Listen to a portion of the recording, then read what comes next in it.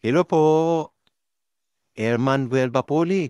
Real reasons kung bakit ka may sakit sa puso. Sabi nagiging cause ng sakit sa puso, no? Isa, ang pinaka-common talaga mataas na cholesterol. Mataas na bad cholesterol, ang pangit na kasi doon, pag mataas ang bad cholesterol mo, initially wala kang nararamdaman. So, ang nagiging cause na agad, tataas ang cholesterol mo, magkakaroon ka atake sa puso. Pag inatake ka sa puso, papalay yung puso mo, hihina ang pagbomba ng puso, kakaroon ka ng heart failure. Ang isa pang cause, common din na cause is hypertension. Ito common to sa mga Pilipino. Isa pa rin sa hinang pagpalya ng puso, hypertension, no? Kailan katulad ng mataas na cholesterol, ang mataas na blood pressure minsan walang sintomas. So sabihin nila, wala naman akong nararamdaman. Ang taas na pala ng blood pressure. Pwedeng maging consequence, higing kasunod na senaryo na nun, stroke or atake sa puso. So yun yung mga common cause na hindi natin pinapansin. Yung iba naman, physical inactivity. Pag physical inactivity, ang tendency, lumalaki tayo, tumataba. Mataba, ang dami natin kinakain ng matabang pagkain, matatamis na pagkain. Ang ending ulit nun, tataas ang PP mo, tataas ang cholesterol mo, magkakos din ulit yun ng sakit sa puso. Iba pang magiging cause stress. No, meron tayong tinatawag na stress-induced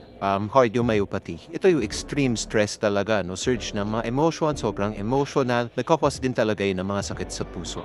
So, bumabalik yun sa pagtaas ng cholesterol kasi yung cholesterol, nagdideposit siya sa mga ugat natin sa katawan. At yung mga ugat natin sa katawan na nagsusupply ng dugo sa muscles ng puso, yun yung nagbabara. Yun yung sinasabi nating atake sa puso. Ingat po palagi. God bless po.